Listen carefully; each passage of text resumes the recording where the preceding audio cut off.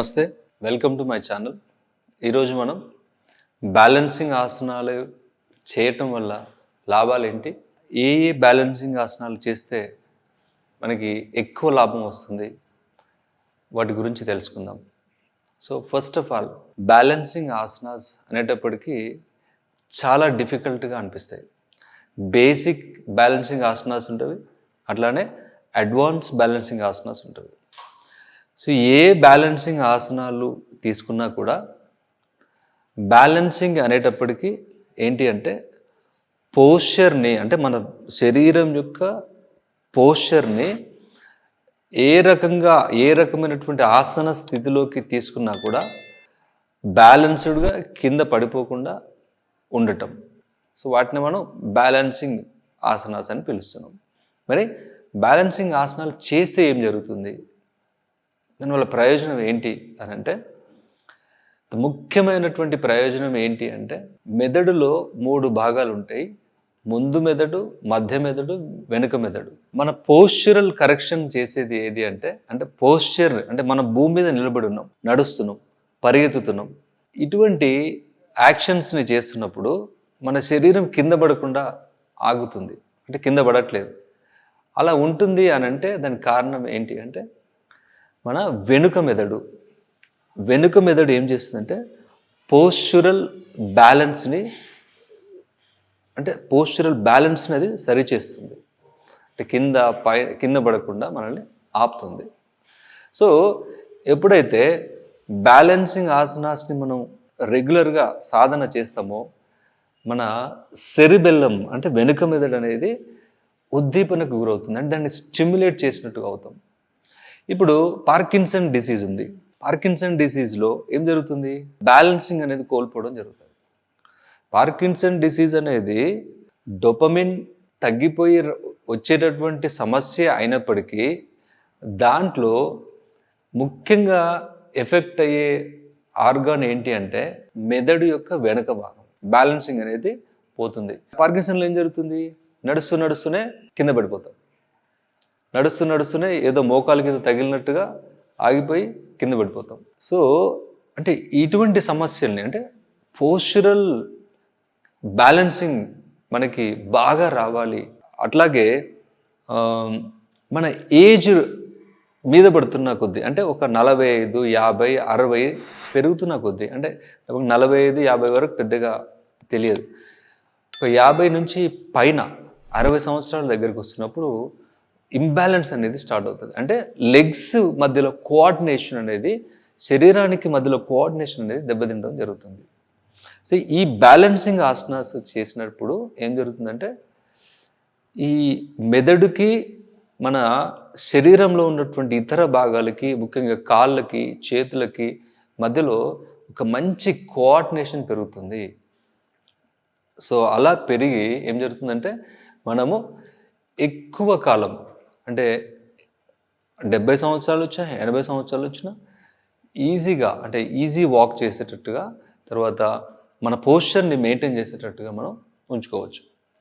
ఇది ఒక best benefit. అయితే ఇంకొక బెనిఫిట్ ఏంటి అంటే లెగ్స్ అనేటివి చాలా స్ట్రాంగ్ అవుతాయి. అంటే నీ జాయింట్స్ కానీ, హిప్ జాయింట్ కానీ చాలా స్ట్రాంగ్ అవుతాయి. అట్లనే కోర్ మజిల్ అనేది మంచి స్ట్రెంగ్తన్ అవుతుంది. అండ్ బ్యాలెన్సింగ్ ఆసనాలు చేయటం వల్ల ఇంకొక ప్రయోజనం ఏంటి అంటే ఫోకస్ పెరుగుతుంది, కాన్సన్ట్రేషన్ పెరుగుతుంది. సో ఇట్లాంటి రకరకాల ప్రయోజనాలు ఉంటాయి బ్యాలెన్సింగ్ ఆసనాస్ చేయటం వల్ల. సో ఇప్పుడు ద బెస్ట్ ఒక 3 బ్యాలెన్సింగ్ ఆసనాస్ నేను మీకు చూపిస్తాను. Let's go. సో ఈ పొజిషన్లోకి వచ్చిన తర్వాత కొంచెం ప్రారంభంలో కొంచెం సేపు వెయిట్ చేయండి, ఎందుకంటే బాడీ ఇక్కడ బ్యాలెన్స్ అవ్వటం స్టేబుల్ అయిన తర్వాత పామ్స్ ఇలా టర్న్అప్ చేసుకొని స్లోగా 2 చేతుల్ని నమస్కార స్థితిలోకి తీసుకోవాలి. ఇట్లా ఇక్కడ ప్రధానంగా ఏంటి అంటే మీ చూపుని సరిగ్గా మీ యొక్క కంటికి ఎదురుగా, ఆ కంటి చూపుకి ఒక లెవెల్లో ఉన్నటువంటి, అంటే ఎదురుగా ఉన్నటువంటి ఒకే పాయింట్ పైన కాన్సన్ట్రేట్ చేయండి. సో దానివల్ల మీకు బ్యాలెన్స్ అనేది ఎక్కువసేపు ఉండటానికి అవకాశం ఉంటుంది.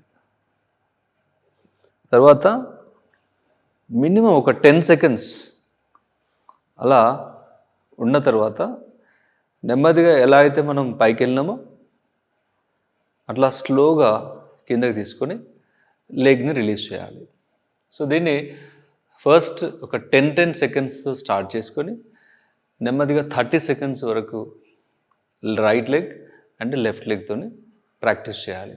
సో నెక్స్ట్ సెకండ్ ఆసనం, ఇది కూడా పెద్ద కష్టంగా ఏముండదు, ఈజీగానే ఉంటుంది. ఇప్పుడు బాడీని ఒకవైపు టర్న్ చేసుకొని ఇట్లానే సేమ్ పొజిషన్, లెగ్స్ని ఇట్లానే పెట్టుకొని మీ యొక్క లెఫ్ట్ హ్యాండ్ ఇట్లా పైకి తీసుకోవాలి. లెఫ్ట్ హ్యాండ్ తర్వాత రైట్ లెగ్ నీ దగ్గర ఫోల్డ్ చేసుకొని